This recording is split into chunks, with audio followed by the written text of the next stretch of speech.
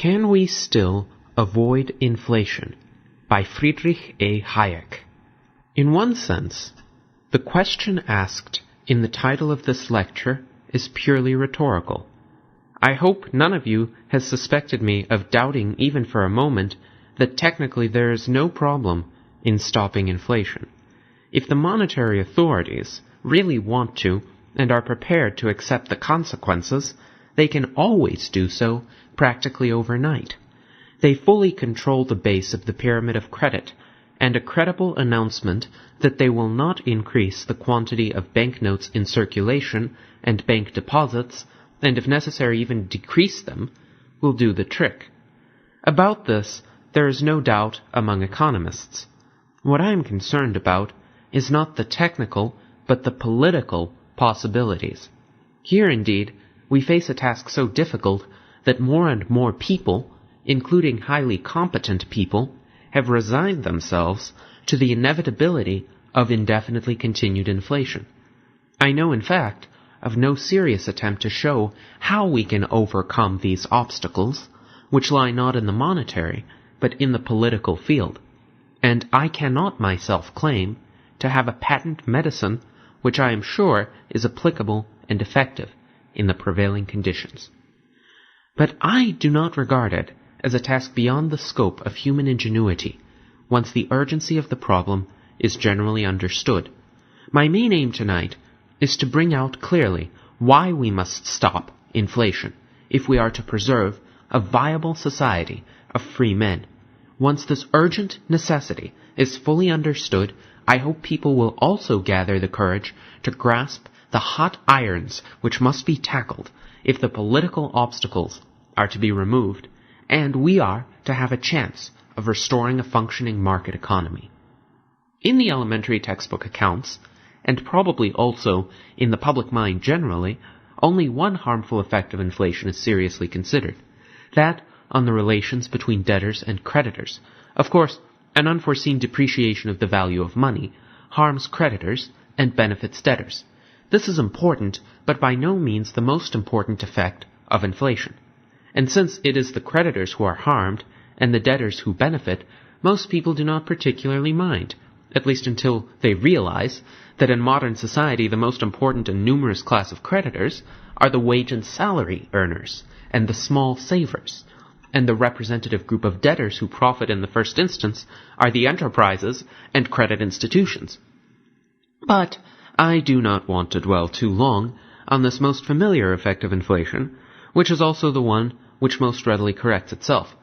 20 years ago, I still had some difficulty to make my students believe that if an annual rate of price increase of 5% were generally expected, we should have rates of interest of 9 to 10% or more.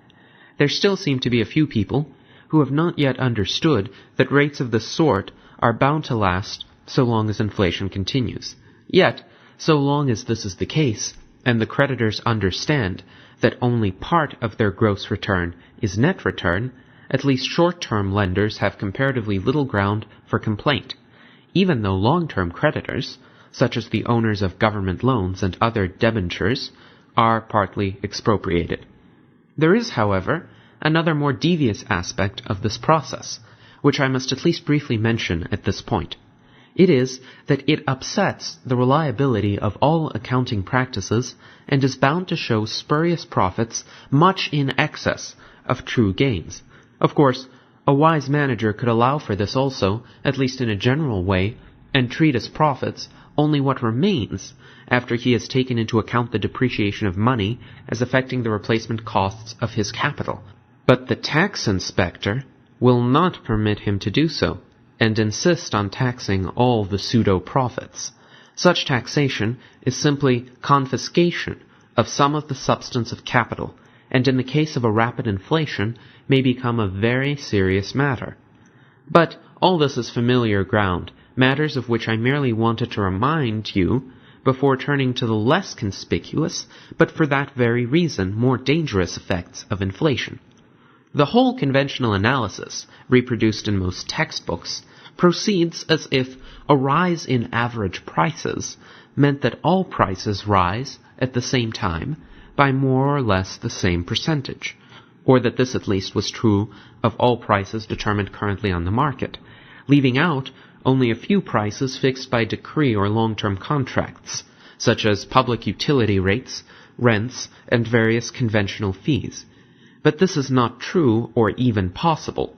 The crucial point is that so long as the flow of money expenditure continues to grow, and prices of commodities and services are driven up, the different prices must rise, not at the same time, but in succession, and that in consequence, so long as this process continues, the prices which rise first must all the time move ahead of the others. This distortion of the whole price structure will disappear only some time after the process of inflation has stopped. This is a fundamental point which the master of all of us, Ludwig von Mises, has never tired from emphasizing for the past 60 years.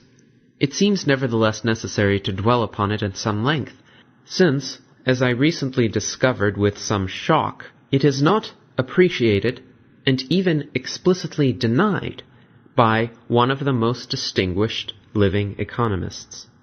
That the order in which a continued increase in the money stream raises the different prices is crucial for an understanding of the effects of inflation was clearly seen more than 200 years ago by David Hume, and indeed before him by Richard Cantillon. It was in order deliberately to eliminate this effect that Hume assumed as a first approximation that one morning every citizen of a country woke up to find the stock of money in his possession miraculously doubled. Even this would not really lead to an immediate rise of all prices by the same percentage. But it is not what ever really happens. The influx of the additional money into the system always takes place at some particular point. There will always be some people who have more money to spend before the others. Who these people are will depend on the particular manner in which the increase in the money stream is being brought about. It may be spent in the first instance by government on public works or increased salaries, or it may be first spent by investors, mobilizing cash balances or borrowing for the purpose. It may be spent, in the first instance, on securities, on investment goods, on wages, or on consumers' goods. It will then, in turn, be spent on something else by the first recipients of the additional expenditure, and so on. The process will take very different forms according to the initial source or sources of the additional money stream, and all its ramifications will soon be so complex that nobody can trace them. But one thing all these different forms of the process will have in common: that the different prices will rise, not at the same time, but in succession, and that so long as the process continues, some prices will always be ahead of the others, and the whole structure of relative prices, therefore very different from what the pure theorist describes as an equilibrium position. There will always exist what might be described as a prices gradient in favor of those commodities and services which each increment of the money stream hits first, and to the disadvantage of the successive groups which it reaches only later, with the effect that what will rise as a whole will not be a level, but a sort of inclined plane, if we take as normal the system of prices which existed before inflation started, and which will approximately restore itself sometime after it has stopped. To such a change of relative prices, if it has persisted for some time and comes to be expected to continue, will of course correspond a similar change in the allocation of resources. Relatively more will be produced of the goods and services whose prices are now comparatively higher, and relatively less of those whose prices are comparatively lower. This redistribution of the productive resources will evidently persist so long, but only so long, as inflation continues at a given rate. We shall see that this inducement to activities, or a volume of some activities, which can be continued only if inflation is also continued, is one of the ways in which even a contemporary inflation places us in a quandary, because its discontinuance will necessarily destroy some of the jobs it has created. But before I turn to those consequences of an economy adjusting itself to a continuous process of inflation, I must deal with an argument that, though I do not know that it has anywhere been clearly stated, seems to lie at the root of the view which represents inflation as relatively harmless. It seems to be that if future prices are correctly foreseen, any set of prices expected in the future is compatible with an equilibrium position, because present prices will adjust themselves to expected future prices. For this it would, however, clearly not be sufficient that the general level of prices at various future dates be correctly foreseen, and these, as we have seen, will change in different degrees. The assumption that the future prices of particular commodities can be correctly foreseen during a period of inflation is probably an assumption which never can be true, because whatever future prices are foreseen, present prices do not by themselves adapt themselves to the expected higher prices of the future, but only through a present increase in the quantity of money, with all the changes in the relative height of the different prices which such changes in the quantity of money necessarily involve. More important, however, is the fact that if future prices were correctly foreseen, inflation would have none of the stimulating effects for which it is welcomed by so many people. Now, the chief effect of inflation, which makes it at first generally welcome to business, is precisely that prices of products turn out to be higher in general than foreseen. It is this which produces the general state of euphoria, a false sense of well-being, in which everybody seems to prosper. Those who without inflation would have made high profits make still higher ones. Those who would have made normal profits make unusually high ones. And not only businesses which were near failure, but even some which ought to fail, are kept above water by the unexpected boom. There is a general excess of demand over supply. All is saleable, and everybody can continue what he had been doing. It is this seemingly blessed state, in which there are more jobs than applicants, which Lord Beveridge defined as the state of full employment, never understanding that the shrinking value of his pension, of which he so bitterly complained in old age, was the inevitable consequence of his own recommendations having been followed. But, and this brings me to my next point, full employment, in his sense, requires not only continued inflation, but inflation at a growing rate, because, as we have seen, it will have its immediate beneficial effect only so long as it, or at least its magnitude, is not foreseen. But once it has continued for some time, its further continuance comes to be expected. If prices have for some time been rising at 5% per annum, it comes to be expected that they will do the same in the future. Present prices of factors are driven up by the expectation of the higher prices for the product. Sometimes, where some of the cost elements are fixed, the flexible costs may be driven up even more than the expected rise of the price of the product, up to the point where there will be only a normal profit. But if prices do not rise then more than expected, no extra profits will be made. Although prices continue to rise at the former rate, this will no longer have the miraculous effect on sales and employment it had before. The artificial gains will disappear, there will again be losses, and some firms will find that prices will not even cover costs. To maintain the effect inflation had earlier, when its full extent was not anticipated, it will have to be stronger than before. If, at first, an annual rate of price increase of 5% had been sufficient, once 5% comes to be expected, something like 7% or more will be necessary to have the same stimulating effect which a 5% rise had before. And since if inflation has already lasted for some time, a great many activities will have become dependent on its continuance at a progressive rate, we will have a situation in which, in spite of rising prices, many firms will be making losses, and there may be a substantial unemployment. Depression with rising prices is a typical consequence of a mere breaking of the increase in the rate of inflation once the economy has become geared to a certain rate of inflation. All this means that unless we are prepared to accept constantly increasing rates of inflation, which in the end would have to exceed any assignable limit, inflation can always give only a temporary fillip to the economy, but must not only cease to have a stimulating effect, but will always leave us with a legacy of postponed adjustments and new maladjustments which make our problem more difficult.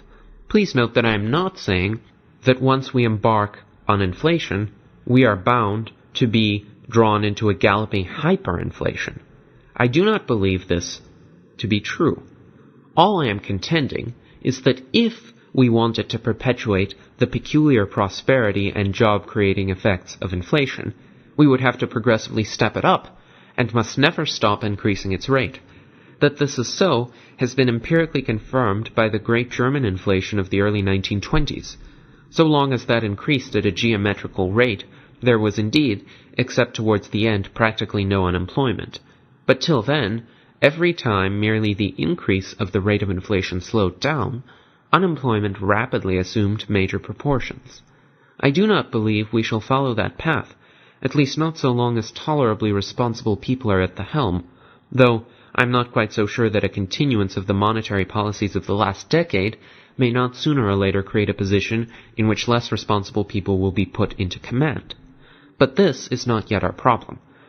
What we are experiencing is still only what in Britain is known as the stop-go policy, in which from time to time the authorities get alarmed and try to break, but only with the result that even before the rise of prices has been brought to a stop, unemployment begins to assume threatening proportions, and the authorities feel forced to resume expansion.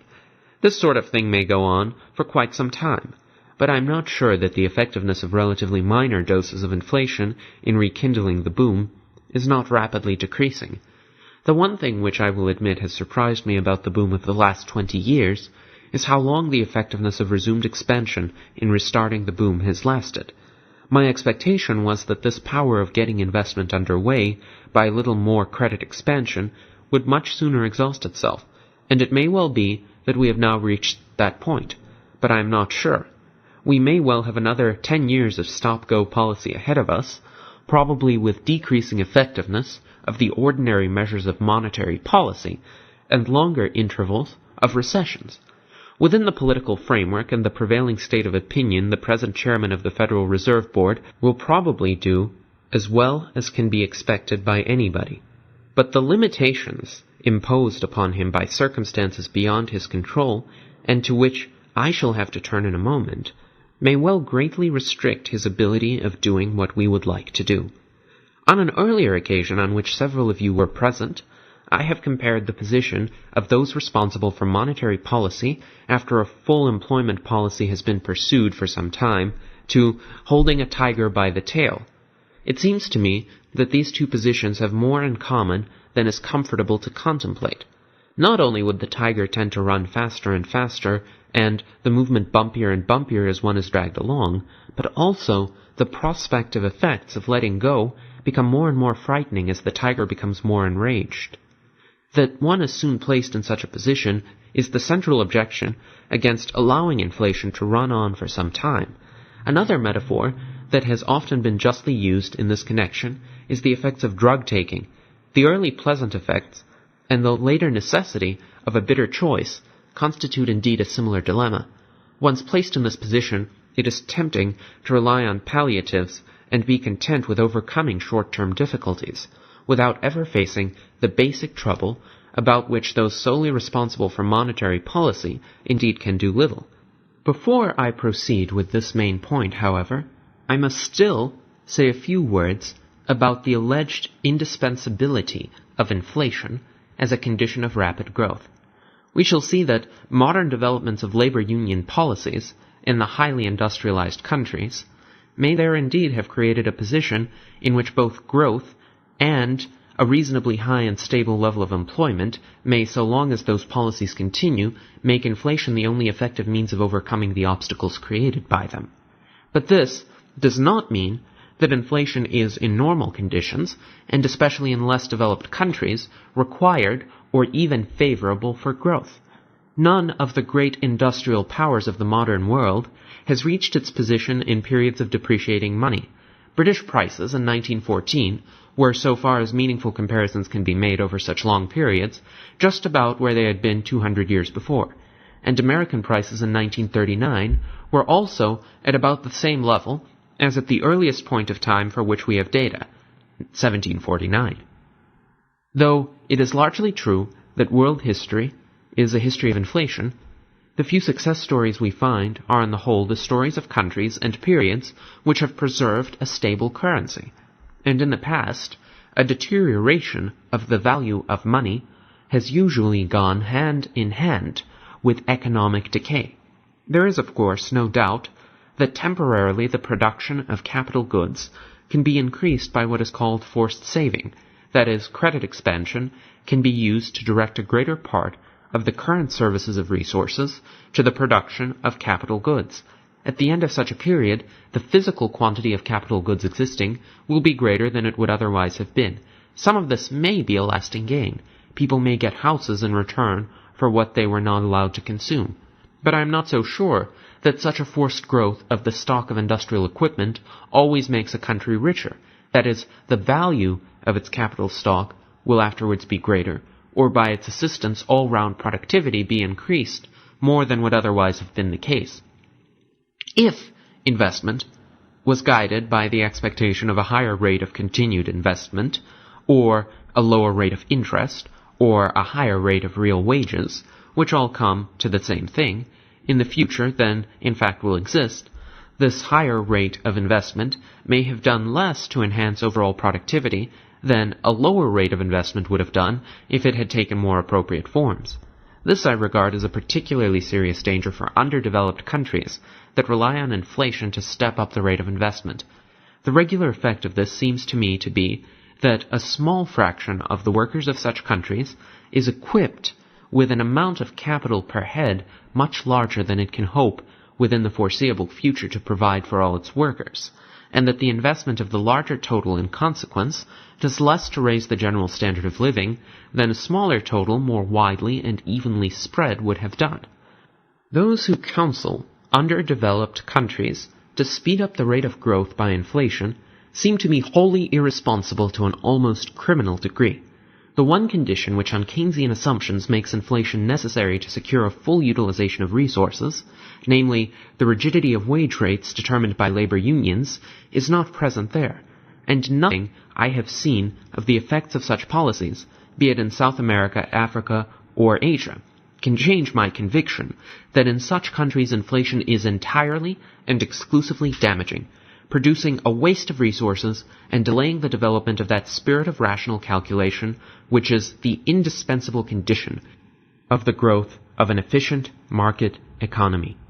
The whole Keynesian argument for an expansionist credit policy rests entirely and completely on the existence of that union-determined level of money wages which is characteristic of the industrially advanced countries of the West, but is absent in underdeveloped countries and for different reasons less marked in countries like Japan and Germany.